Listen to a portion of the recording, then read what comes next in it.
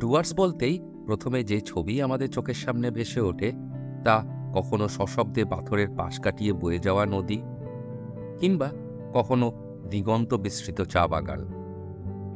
ভুটান পাহাড়কে ব্যাকগ্রাউন্ডে রেখে ছবির মতন সুন্দর রেল ব্রিজ আর অসংখ্য নাম না জানা লুকিয়ে থাকা জায়গা। আর ঠিক এরকমই একটা জায়গায় আমি গেছিলাম ঘুরতে, আর তুলে আনছি তা আজকের ভিডিওতে। লাল ঝামেলা বস্তি। না, বস্তি বলতে সবাই যে মনে করে এ কিন্তু তা নয়। নদী পাহাড় মিলিয়ে এক অপূর্ব সুন্দর জায়গা এটি। ডুয়ার্স তো আমরা অনেকেই ঘুরতে আসি, আর বেশ কিছু চেনা জায়গাগুলোতেই আমরা সাধারণত থাকতে পছন্দ করি।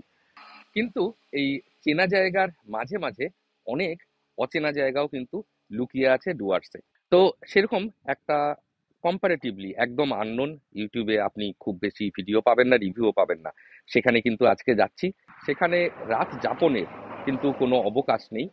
সেটা আপনি ধরুন মালবাজার বা মেটেলি বা লাটাগুড়িতে আছেন, আপনি টুক করে গিয়ে ঘুরে চলে আসতে পারেন।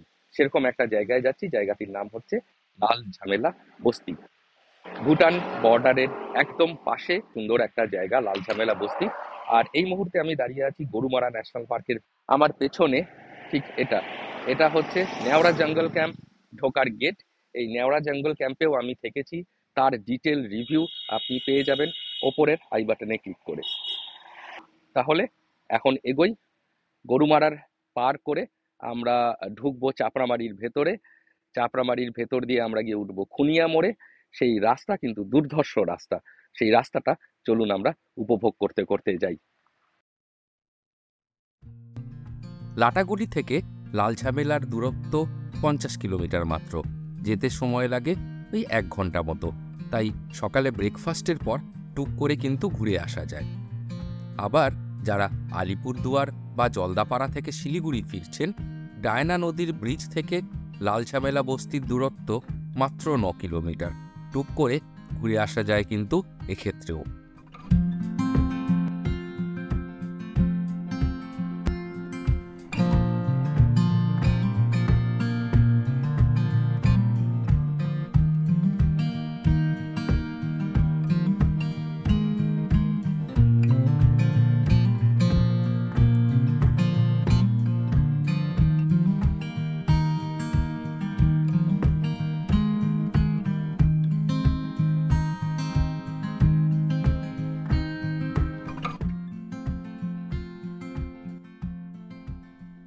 ডায়না মোড় থেকে লাল ঝামেলা যেতে পড়বে চা বাগানের বুক চিরে চলে যাওয়া ভীষণ সুন্দর একটা সরু পিচের রাস্তা। ভীষণ সুন্দর এই জায়গায় না দাঁড়িয়ে আমি পারলাম না। মন কেড়ে নিল এই জায়গার প্রাকৃতিক সৌন্দর্য।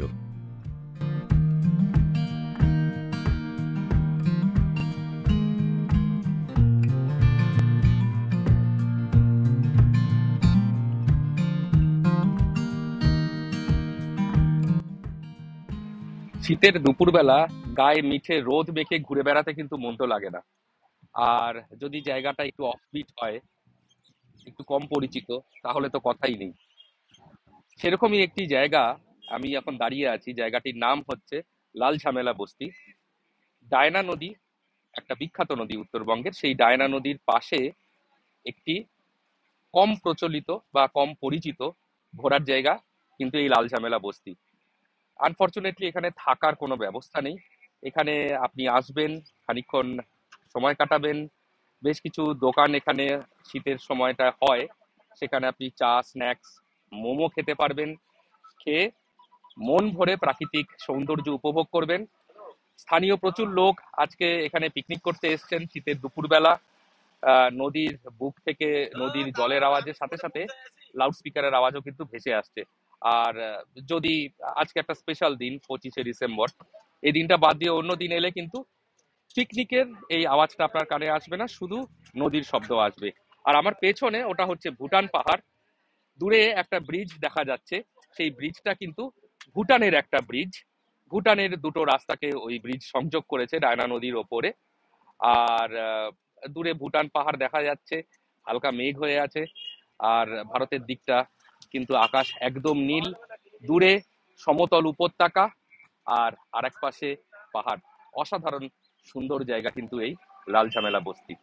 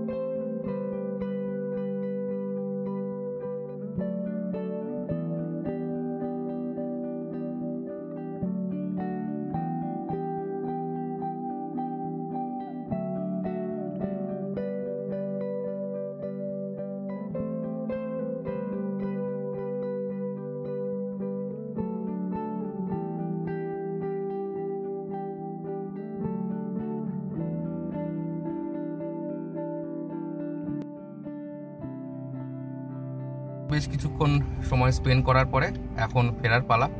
যেমন আমি ফিরছি, সেরকম আরও সমস্ত গাড়ি ওখান থেকে ফিরছে। আজকে ওখানে বেশ অনেক লোক গেছিল। তো আশা করছি ভালোই লাগলো এই ভিডিওটা। একদম আনকমন জায়গা আপনাদের সামনে তুলে আনলাম। এরকম আরও অনেক আনকমন জায়গা তুলে আনবো আপনাদের সামনে। শর্ত একটাই, আমার সাথে থাকতে হবে, আমার চ্যানেল সাবস্ক্রাইব করতে হবে আর লাইক করতে হবে। সঙ্গে থাকুন, দেখতে থাকুন ট্রাভেল উইথ অর্ঘ্য। ভালো থাকবেন সকলে, ধন্যবাদ।